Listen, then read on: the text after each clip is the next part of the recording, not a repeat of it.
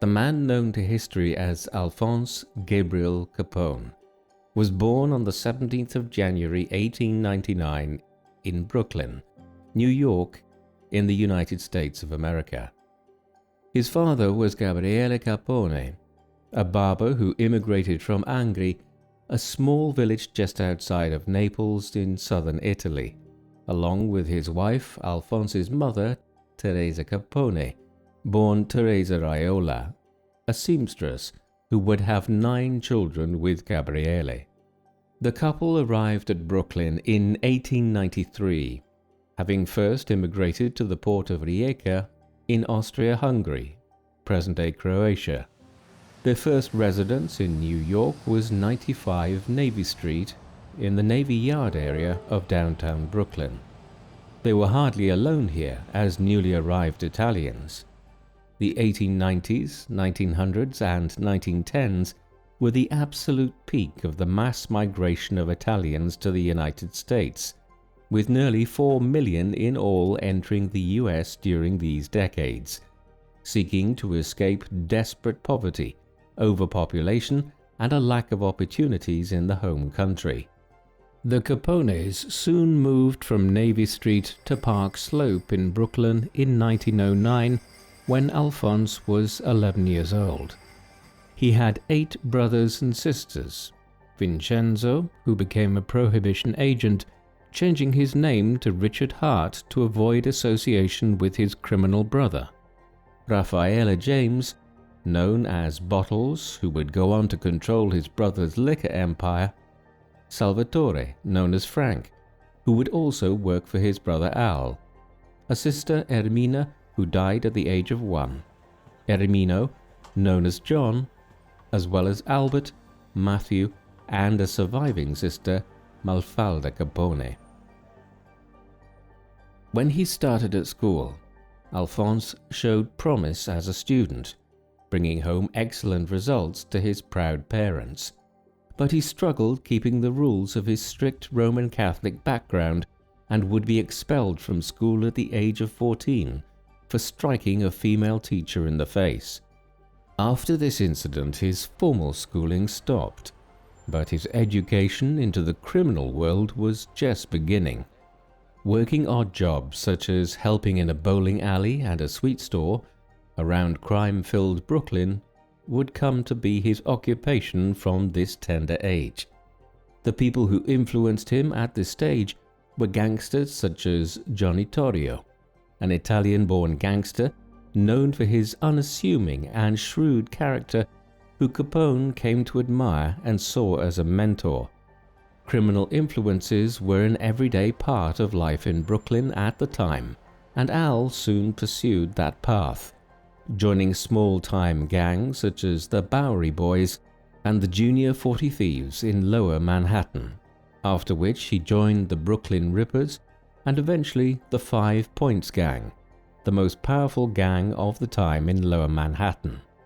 These criminal gangs were organized, and many had existed for decades at that point. There was, however, no national syndicate of the Italian-American Mafia to speak of at this early stage in the 20th century, more a loose conglomeration of gangs in New York and elsewhere that sometimes acted in common interest with one another. By 1917, Al's employer and mentor was Frankie Yale, a protection racketeer and general hoodlum who demanded payments from local businesses in order to protect them, or, as was more often the case, to prevent him from harming them himself. Using funds from his racketeering operations, Yale opened up a bar called the Harvard Inn in Coney Island, where Al worked for Frankie as a bartender and doorman. It was during this time that Capone would acquire the nickname which he hated, Scarface. One evening, while he was working as a doorman at the Harvard Inn, he got into a fight with a local gangster, one Frankie Galluccio, after inadvertently upsetting his vivacious and beautiful sister Lena by insulting her with a misjudged compliment.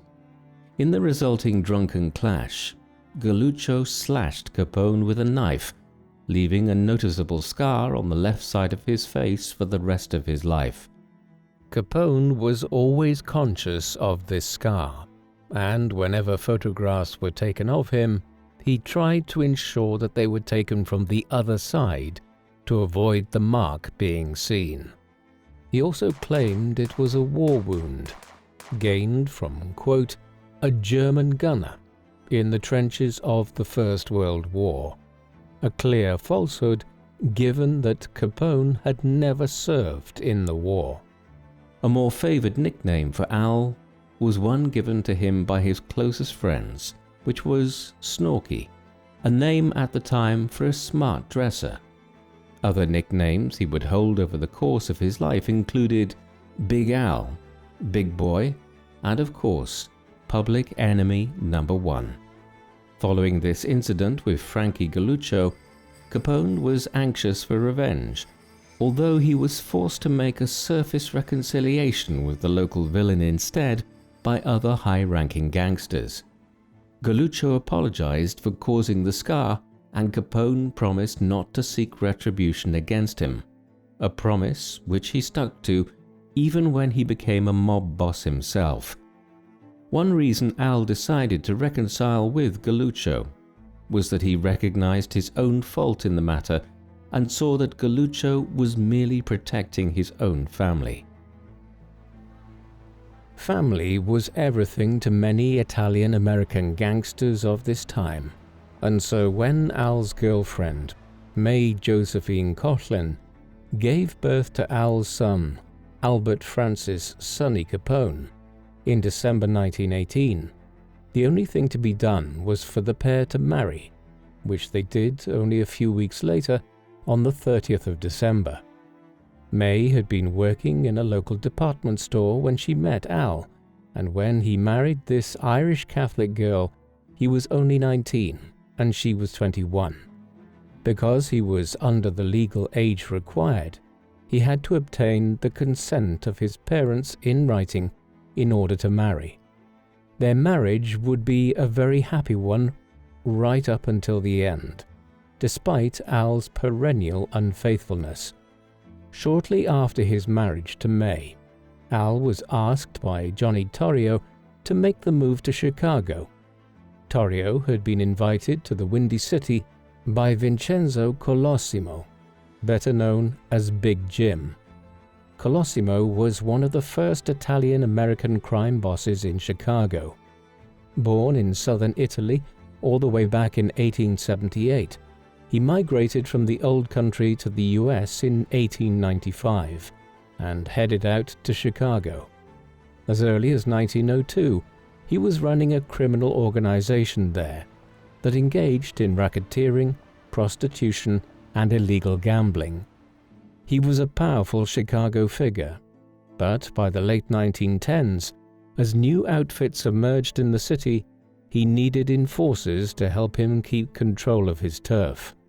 He invited Torrio, who had lived between New York and Chicago throughout the 1910s and who had worked for Colosimo in the past, to again come out west and work for him by the Great Lakes.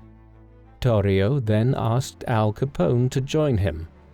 Al was happy to oblige his friend, as well as make a new start for him and his family in the Windy City. And so in 1919, Capone left Brooklyn for Chicago and began working as a bouncer in a brothel. It appears to be not long after he arrived at Chicago that Capone, who was never faithful to his wife, contracted syphilis from an unidentified partner, most likely one of the prostitutes who worked in the brothel he was working as a bouncer at. This would have major implications for him. Syphilis is a bacterial infection that is typically transmitted through sexual contact. Like many other sexually transmitted diseases, it results in immediate symptoms like a rash or warty growths around the genitals, as well as a fever and swollen glands. However, even after the initial illness recedes, the infection remains in the system. It will often remain largely dormant for about a decade after the initial period of infection, something which makes it difficult to detect, or at least certainly did so in the 1920s. Over a period of years, it is devastating if untreated, impacting many different parts of the body, such as a person's eyesight, heart, and their brain. A severe case will eventually cause brain damage, heart attacks, and kill the person. Capone's case was serious, and as we will see, it, rather than the forces of American law enforcement, would eventually be the true demise of Al Capone. It appears, with hindsight, that treatment with a drug called Salvarsan, which had just recently become available in the United States, could probably have cured Capone, but he seemingly never sought treatment until it was much too late to reverse the worst effects of the condition. While Capone's time in Chicago had started badly in terms of contracting syphilis, things were about to get much better in terms of his criminal prospects.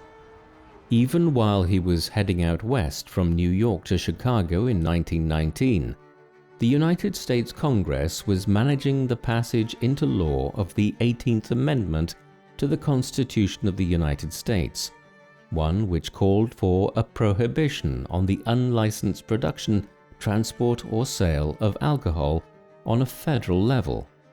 The Volstead Act, as it was colloquially known, was passed by Congress in January 1919 and officially became law a year later at the beginning of 1920.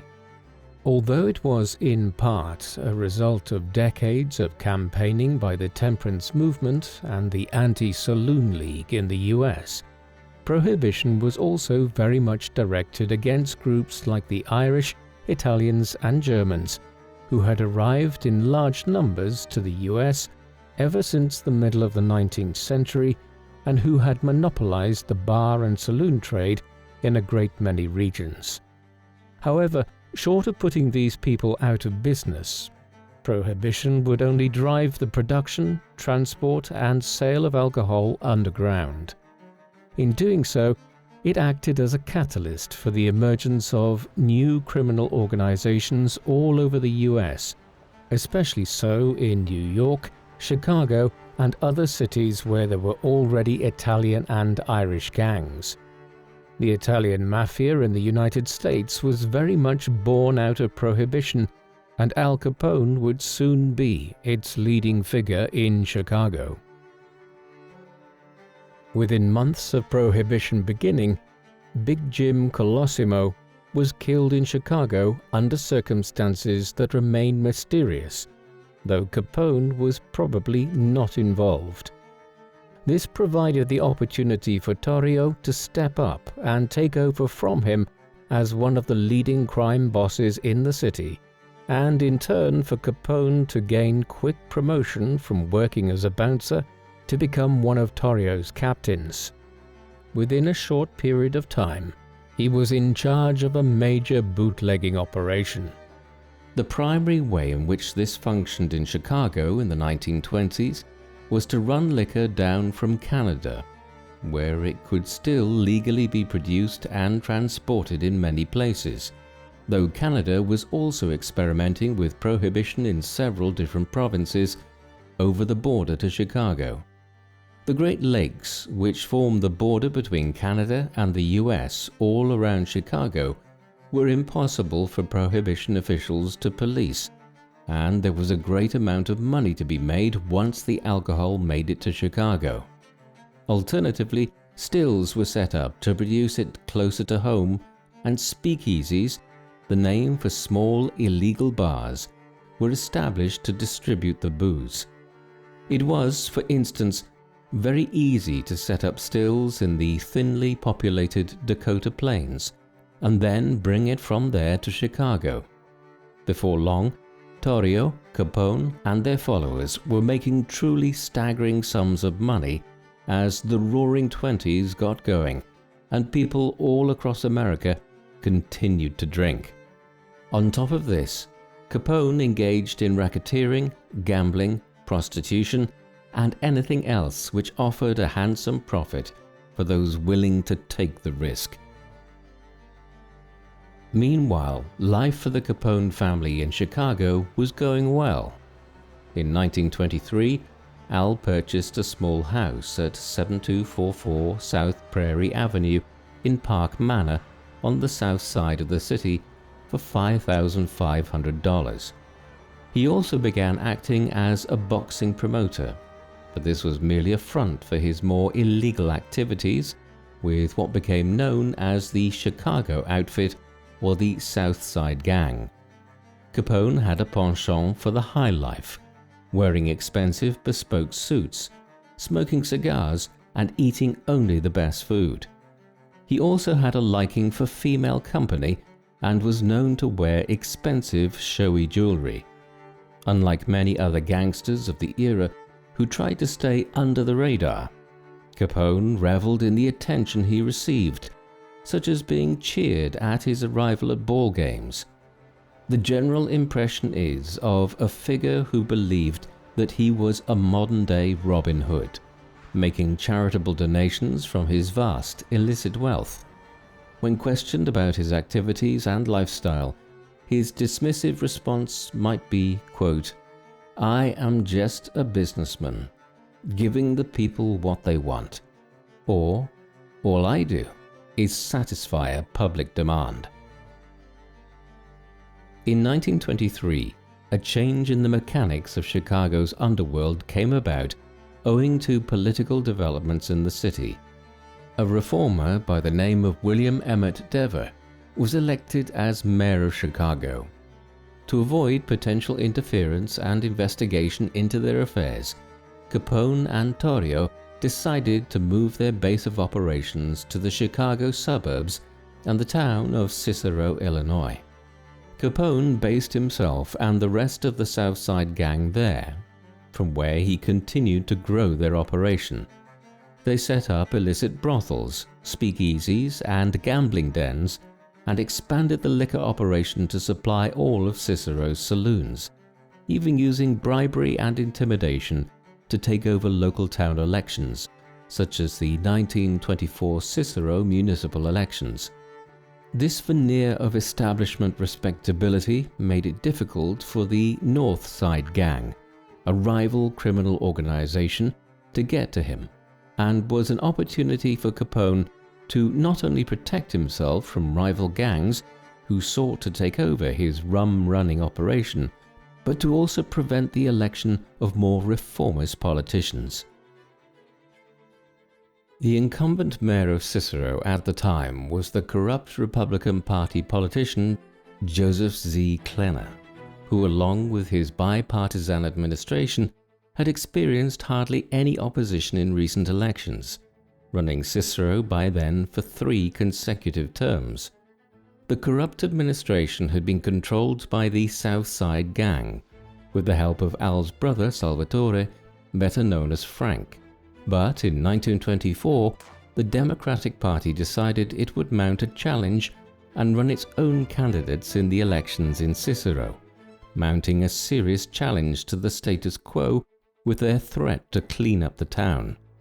The 1st of April 1924 was the date set for the election, but Klenner had decided he needed a little help to secure a win, and so he effectively offered Torrio, Capone, and the Chicago outfit immunity from prosecution in Cicero if they helped ensure his election. Capone and his cronies were only too happy to oblige and brought in 200 men, members of his own gang, plus men from other allied gangs to help out. The gang began a targeted campaign of stabbings, shootings, kidnappings, and general intimidation to make sure that Klenner was elected mayor once again.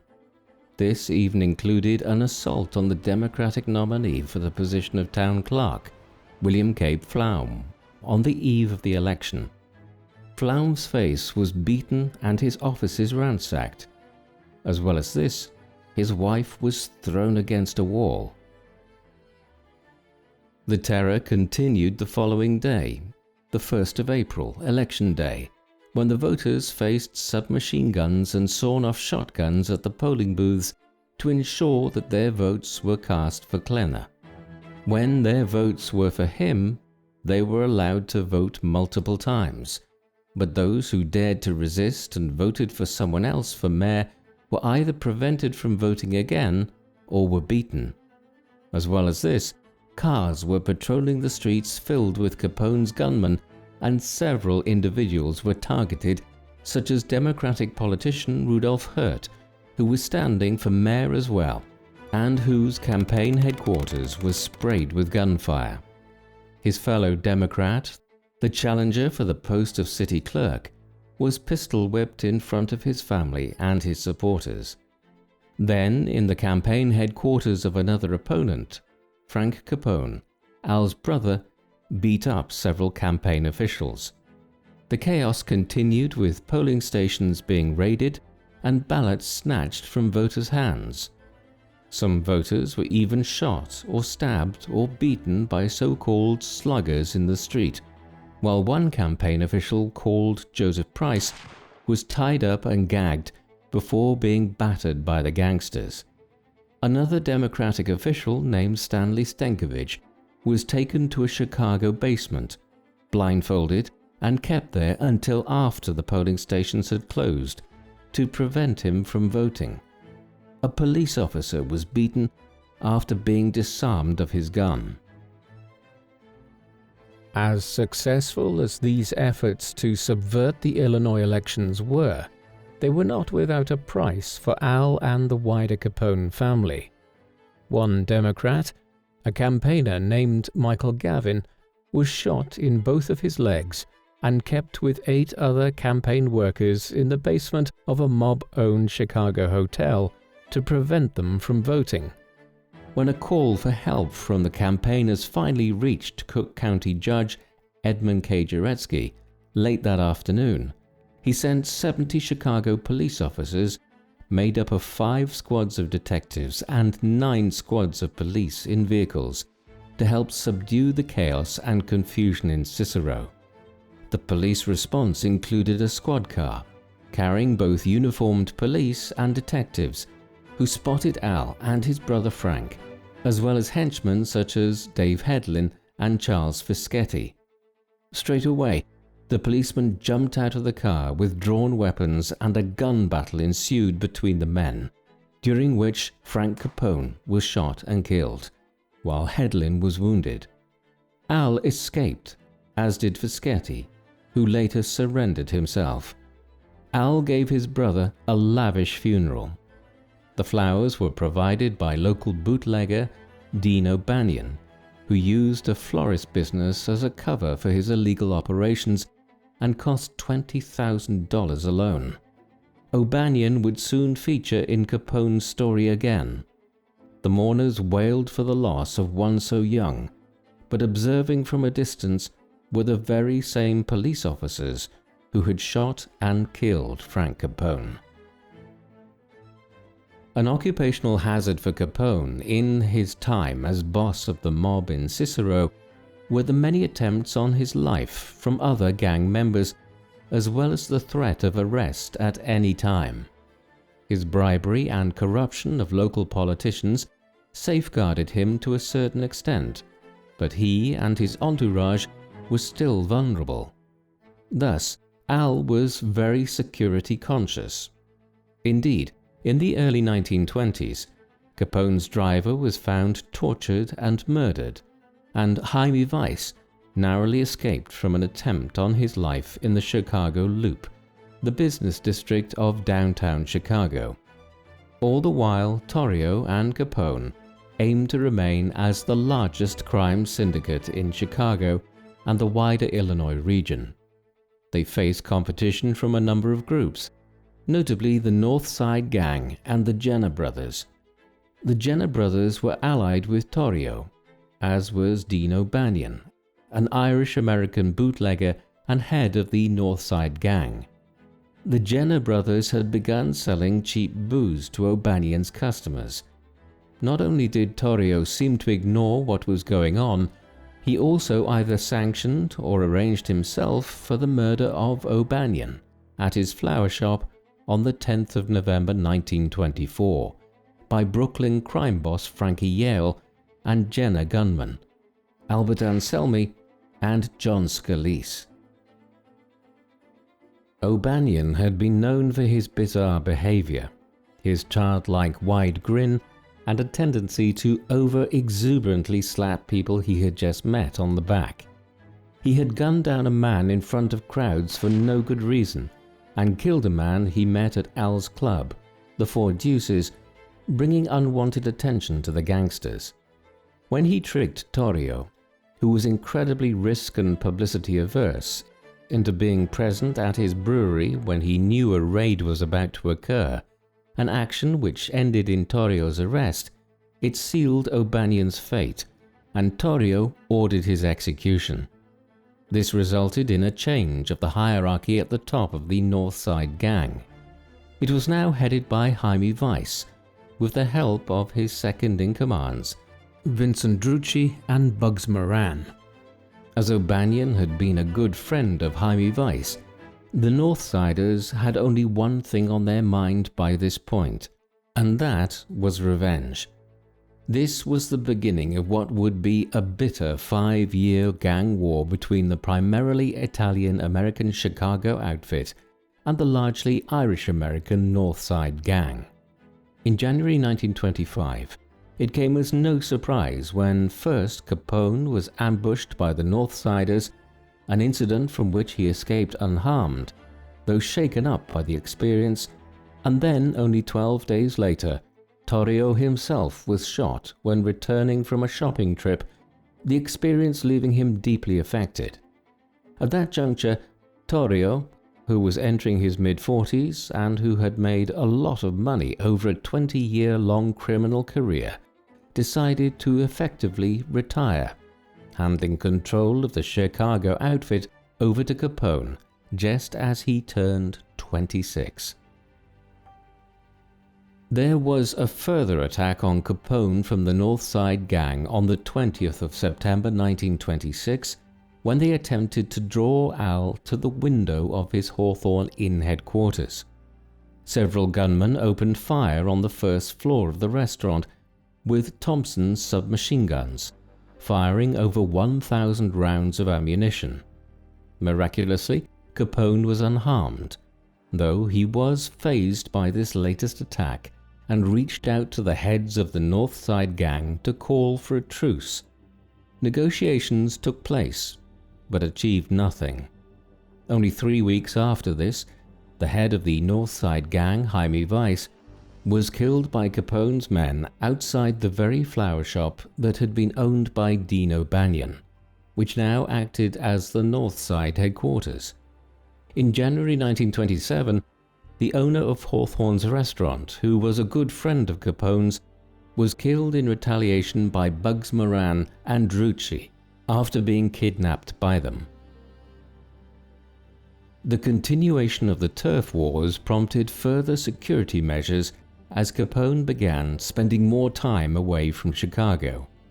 It was not unusual for the whole Capone entourage to turn up at a Chicago train station and hire a complete Pullman sleeper car to take them on various breaks to places such as Little Rock, Hot Springs, Kansas City, Omaha, or Cleveland for a week in a luxurious hotel. They would book such trips using false names. As a more permanent retreat, Capone purchased a 14-room mansion in 1928, which he beefed up the security on.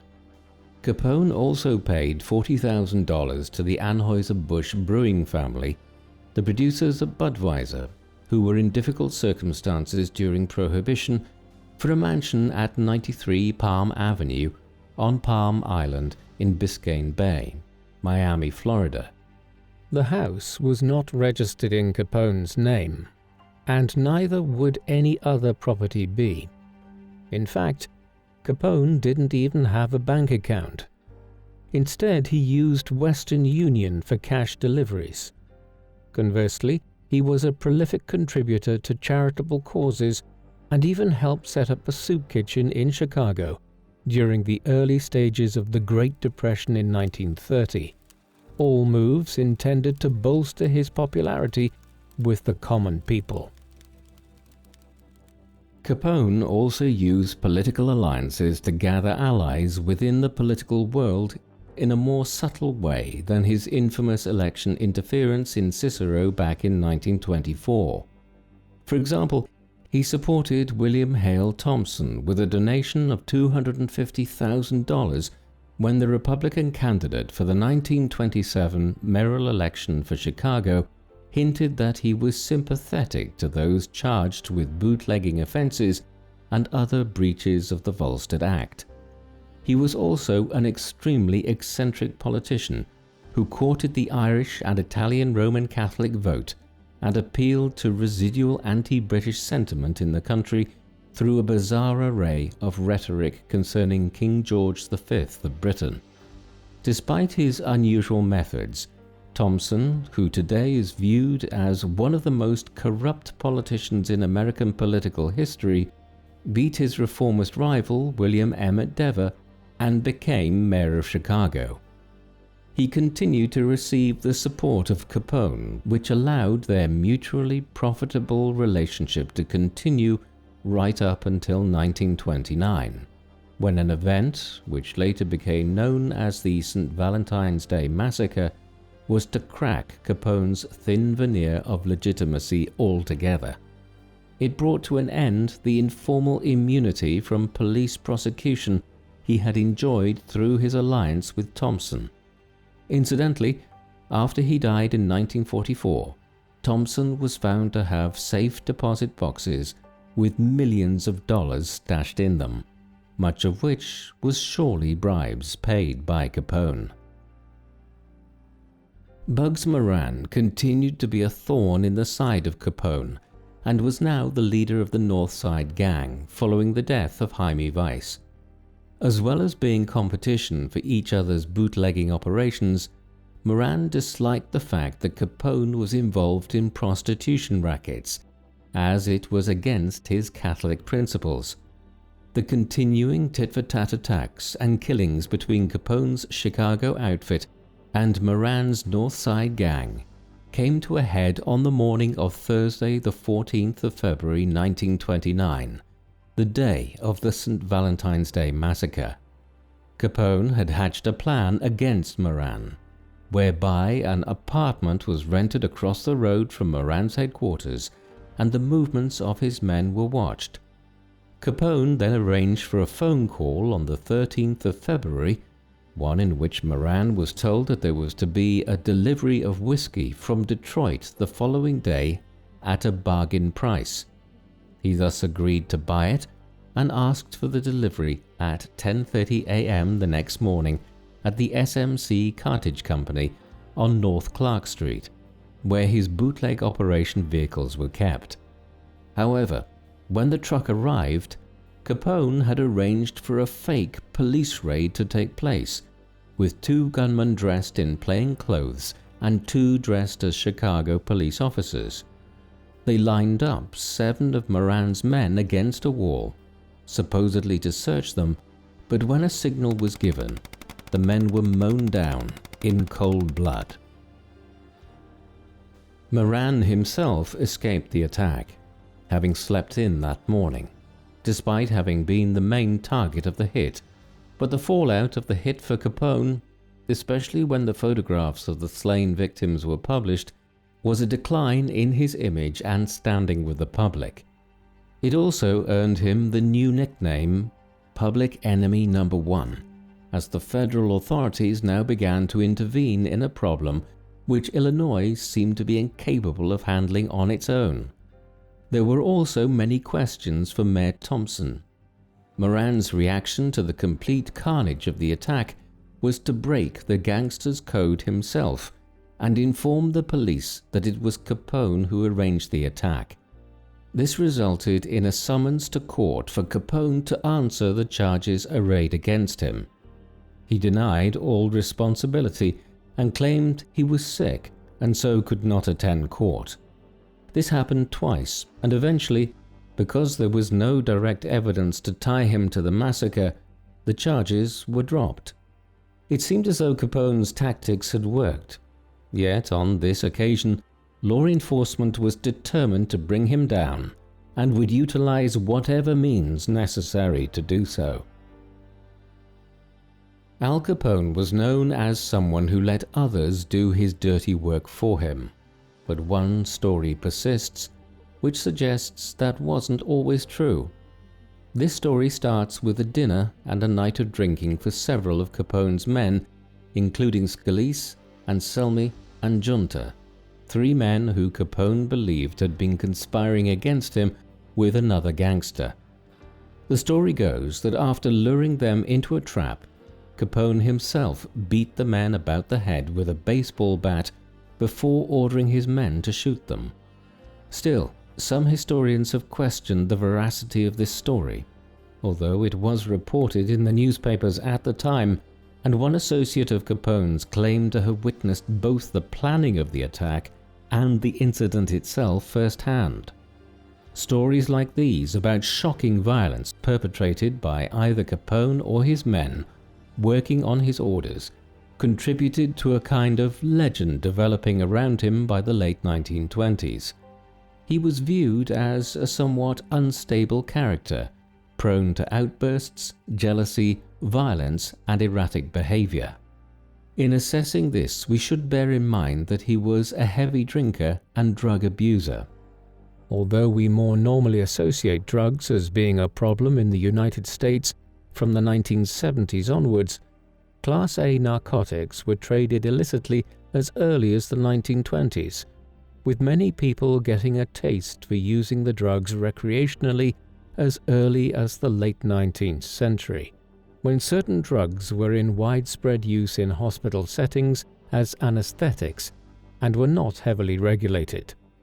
Capone became a habitual drug user in the 1920s, so much so that he eventually ended up with a deviated septum. When combined with hard liquor, narcotics can result in a paranoid and violent character and may go some way to explaining some of Capone's conduct as the head of the Chicago underworld for much of the Prohibition era. All of this being said, there was another side to Al Capone, one which is rarely reported on. He was, for instance, very protective of his son, Sonny, who had been born with a hearing defect and who Al and May ensured would get the best care possible to try and work around his difficulties, venturing as far afield as New York to visit the specialists there. Capone also had a great love of music, and this ranged between numerous genres. After acquiring a phonograph to play records in the 1920s, he liked nothing better than to lie around listening to operas, and would even study them, writing out lyrics and sometimes even coming up with his own alternate versions. After a long enough period of time, he considered that he was knowledgeable enough about them that he started attending operas in Chicago's theaters, accompanied by his bodyguards. Urban legend has it that during one performance, Al's bodyguards got up to leave during a performance, believing it was over, at which point Capone turned around and chastised them, explaining that it ain't over till the fat lady sings. Whether this is the origin of the phrase is, of course, debatable. His musical tastes were more contemporary too, and he was fond of the jazz scene that was synonymous with the 1920s. This famously led to one of Chicago's greatest jazz players, Thomas Waller, being kidnapped by some of Al's men in January 1926. Waller believed he was going to be killed and was relieved to find when the individuals who had captured him brought him to the Hawthorne Inn that he in fact had only been brought there to play some tunes for Capone's 27th birthday celebrations. During 1929, attempts to bring Public Enemy No. 1 to justice intensified, and on the 27th of March 1929, agents of the Federal Bureau of Investigation arrested Capone as he left a courtroom after testifying to a grand jury investigating Prohibition law violations. On this occasion, the charge which the FBI brought against Capone was that he had feigned illness in order to avoid earlier prosecution. Then, on the 16th of May 1929, Capone was arrested again, this time in Philadelphia, on a charge of carrying a concealed weapon. On this occasion, he was sent to trial and found guilty, and received a sentence of 1 year in prison. Thus, on the 8th of August 1929, Capone was sent to Eastern State Penitentiary in Philadelphia. He was released in March 1930 after serving just 7 months, but in April 1930, just weeks after his release, Capone was arrested on vagrancy charges whilst visiting Miami Beach. During his arrest, Capone claimed that the police had threatened his family and refused him food and water. He was then further charged with perjury for making these claims. After a 3-day trial in July, he was found not guilty. The government, though, was not willing to relent now, and so, in February 1931, Capone faced another trial, this time on the charge of contempt of court due to his illness claims. Judge James Herbert Wilkerson made a point of minutely questioning the testimony of Capone's doctor, thus aiding the prosecutor, and Capone was sentenced to 6 months in prison. He remained free for the time being while the case was being appealed, yet there is no doubt that the walls were closing in on Alphonse Capone. Throughout these legal difficulties, Capone was peripherally involved in some of the most important developments in the history of the Italian-American Mafia. These were primarily occurring in New York City and New Jersey, though other syndicates as far west as Chicago had been dragged into affairs as well. In November 1928, Arnold Rothstein, a Jewish-American gangster who had acted as a kind of overseer of the New York crime world throughout the 1920s, keeping the peace between various factions, had been killed over an unpaid debt. Thereafter, Joe Massacre had stepped into the breach as the head of the Italian-American groups, allying with Charles Lucky Luciano, Meyer Lansky, and several others like Frank Costello and Vito Genovese. Then, to complicate matters further, another recently arrived Sicilian by the name of Salvatore Maranzano began to try to muscle out Massacre. A mob war followed, known as the Castellamarese War, after the town of Castellammare del Golfo, where Maranzano hailed from in Sicily. In this, Capone allied with Massacre, but he was only able to offer a very limited amount of support. Such were his own legal difficulties at the time. As it turned out, Luciano turned on Massacre and ordered the murder of his old boss, following which he briefly went to work for Maranzano before killing him too, after Maranzano tried to establish himself as boss of bosses.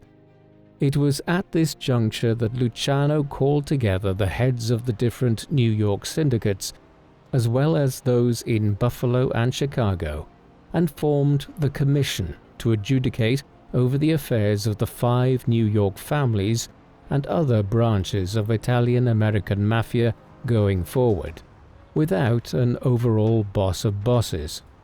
It is often assumed that Al Capone was briefly a member of the commission representing Chicago, though in reality he was before the courts in Chicago at the time on serious charges, and exactly who the Chicago head would be was still up in the air.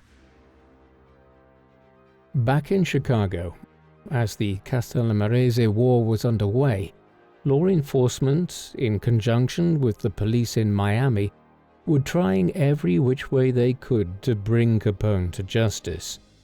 Around this time, the Assistant Attorney General, Mabel Walker Willibrand, realized that there might be an orthodox way of bringing Capone to justice. She saw that the luxurious lifestyles of the mobsters were not fully supported by their legal earnings.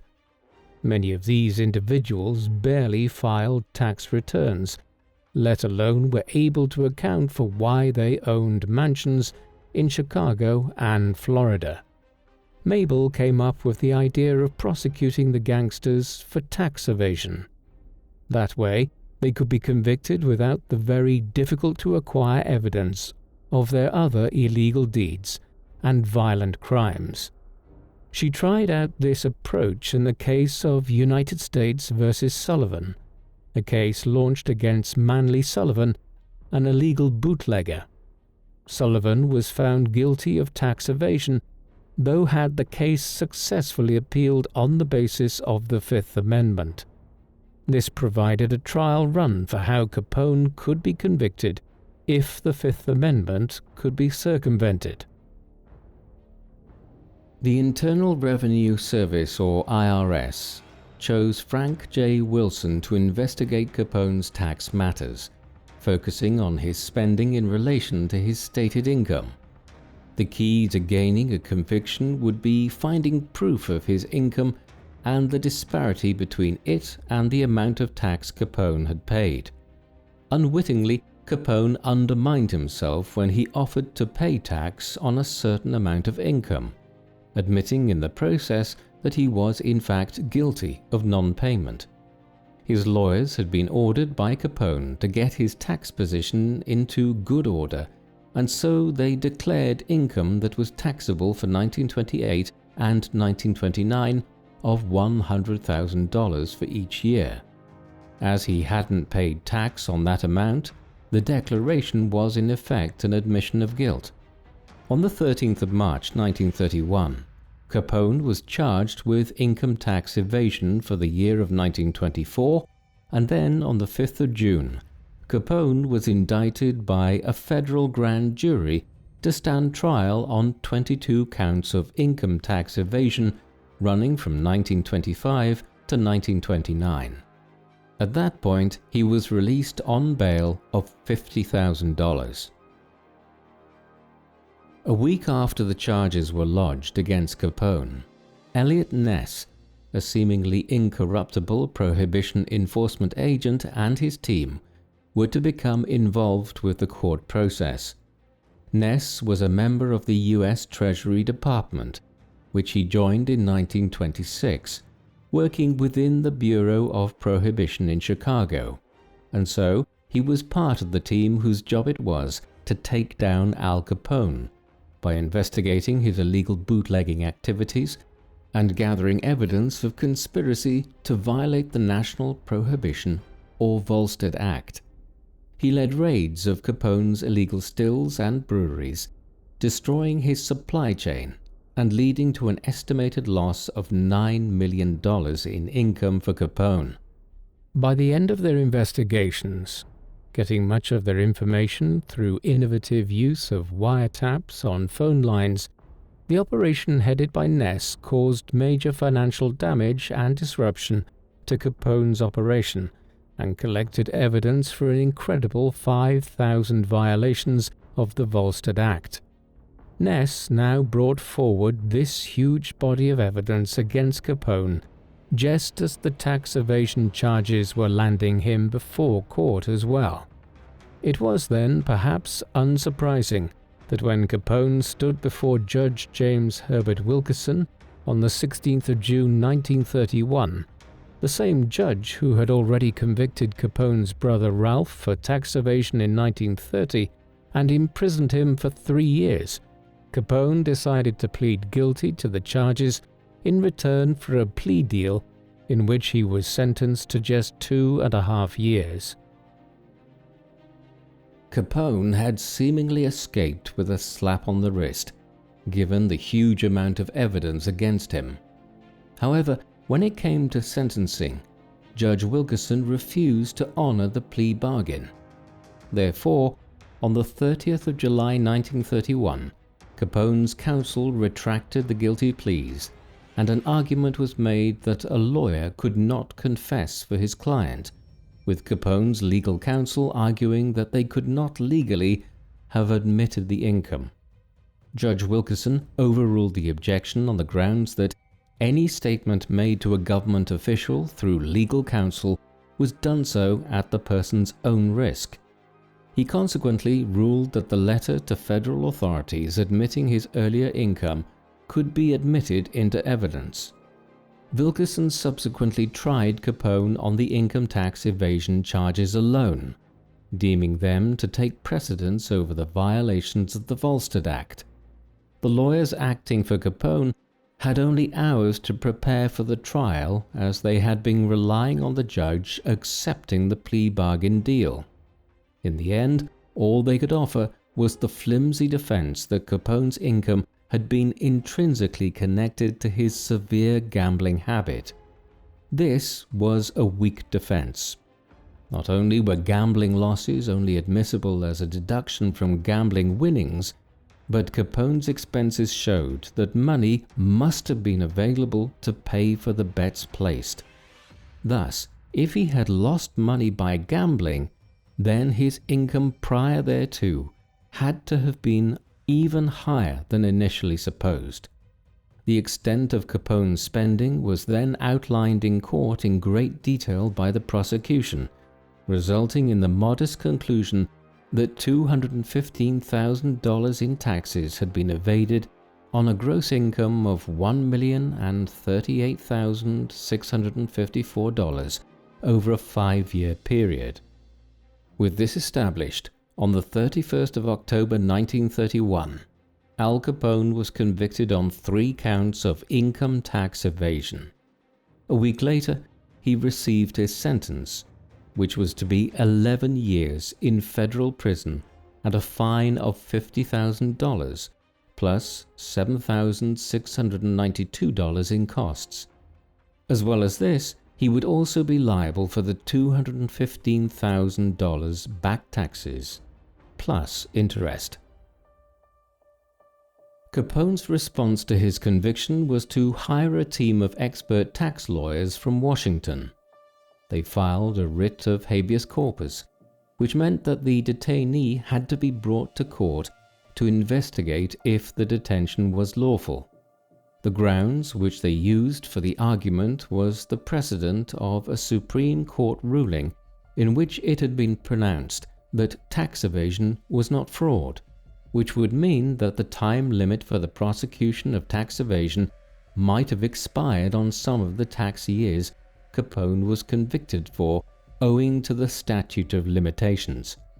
However, the judge decided that the time Capone had spent in Miami during the 1920s and early 1930s should be deducted from the age of the offenses committed within the state of Illinois, making the argument invalid, and thus denying the appeal for both the conviction and the sentence. Following this failed appeal, Capone was sent to Atlanta U.S. Penitentiary on the 3rd of May 1932 at the age of 33. Eliot Ness was among the federal agents who accompanied Capone from the Cook County Jail to the penitentiary. This was the only time that the two men were known to have actually met in person. When Capone arrived there, he weighed 250 pounds, and at the medical assessment he was recorded as being diagnosed with both syphilis and gonorrhea, as well as a perforated nasal septum due to his years of excessive drug use. He was also suffering from withdrawal symptoms as the supply of narcotics was leaving his system. Whilst in Atlanta, Capone was competent in his job of stitching soles onto shoes, but he was not popular with fellow inmates who felt he was both a weak personality, unable to deal with the bullying the other inmates carried out, and also was receiving special treatment.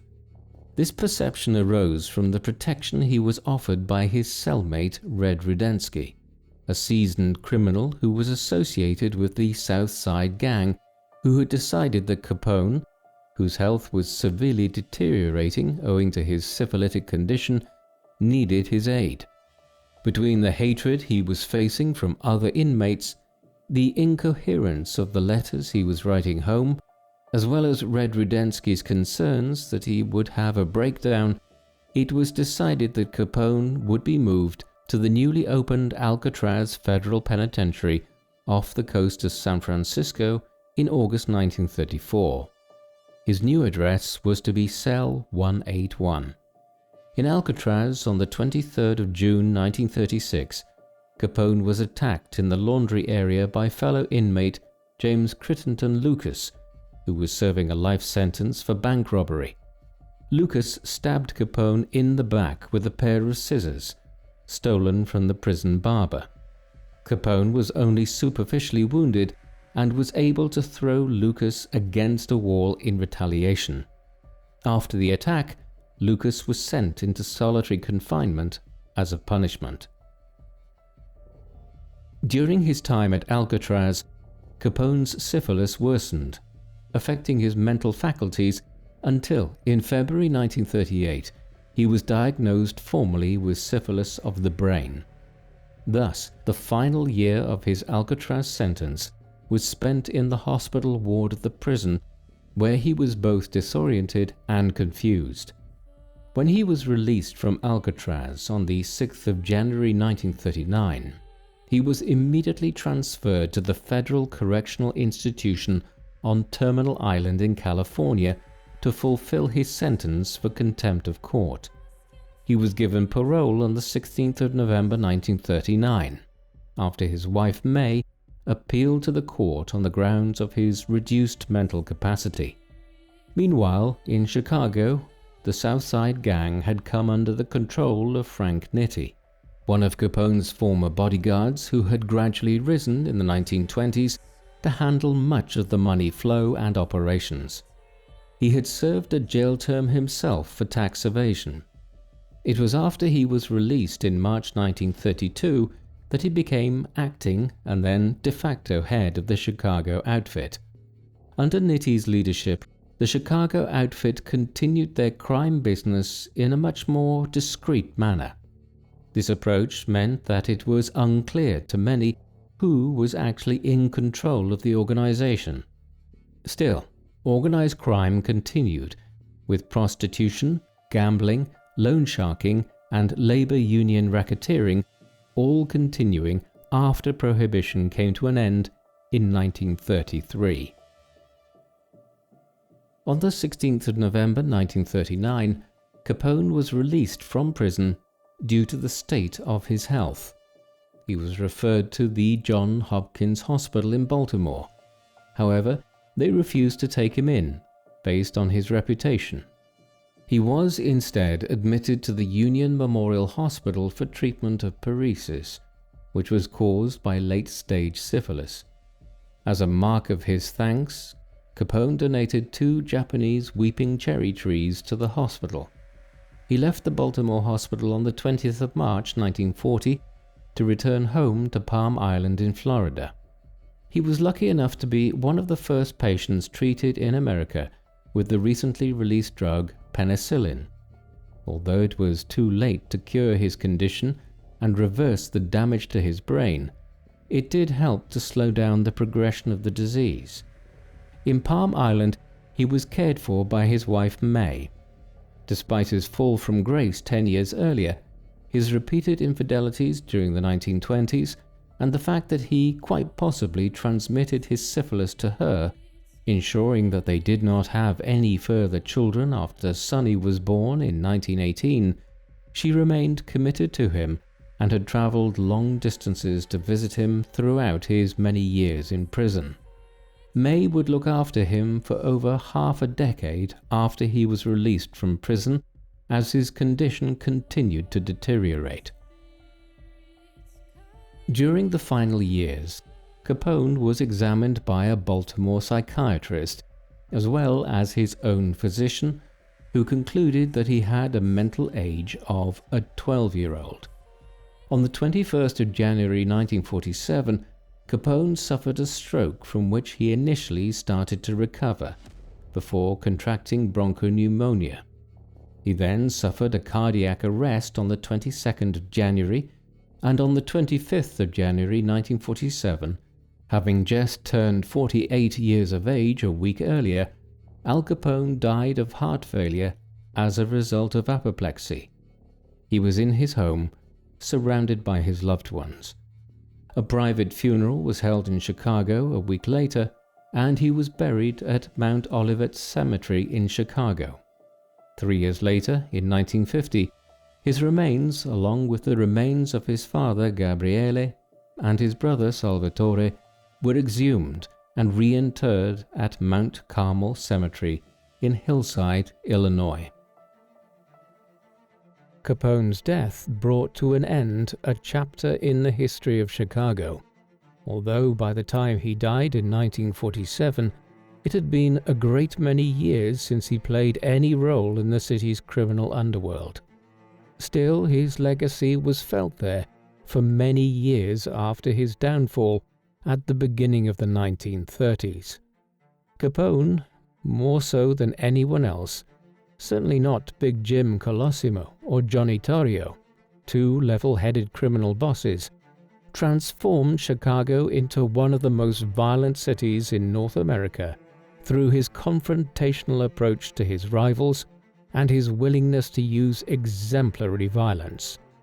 This had an impact on the criminal culture of the city at large. Prohibition might have been coming to an end by the time of Capone's downfall, but the Windy City had emerged during the Great Depression as a center of wanton criminality. John Dillinger and his gang of bank robbers operated from here, and it was in the city that Dillinger would eventually be killed in 1934. His sometime associate, Babyface Nelson, real name Lester Joseph Gillis, also worked with his gang out of Chicago. Nelson would only eventually be stopped when the FBI engaged in a full-blown clash with him and his gang in the suburbs of Chicago on the 27th of November 1934, an event so violent it became known as the Battle of Barrington. Lots of others like Alvin Karpis and Charles Pretty Boy Floyd, who went on crime sprees around the Midwest and engaged in actions such as the Kansas City Massacre, when 4 law enforcement officers were killed in Kansas on the 17th of June 1933, also operated out of Chicago for lengthy periods of time.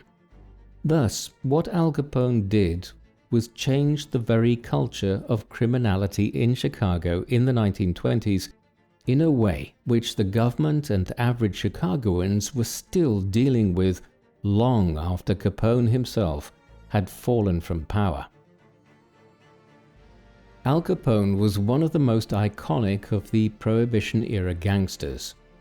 Though he is entirely associated with Chicago, he was actually born and grew up in Brooklyn, New York.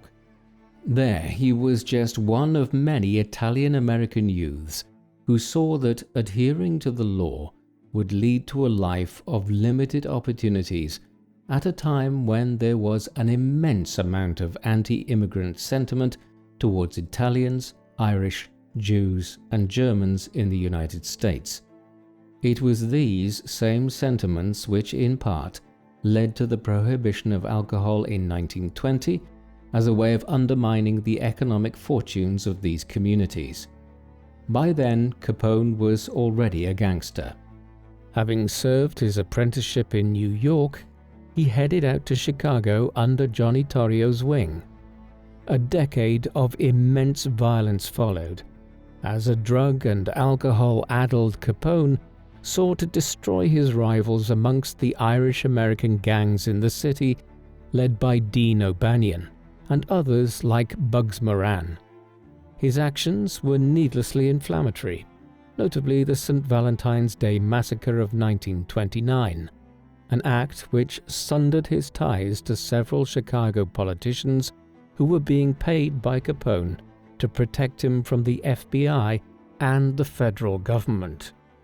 It was this lack of caution and subtlety which ultimately doomed him, whereas figures like Charles Lucky Luciano, who emerged as heads of the New York Mafia during the same era, did their level best to avoid any publicity. This, combined with his contraction of syphilis, ensured that Capone's time at the top of the underworld and his life itself were cut short. What do you think of Al Capone? Was he a modern-day Robin Hood?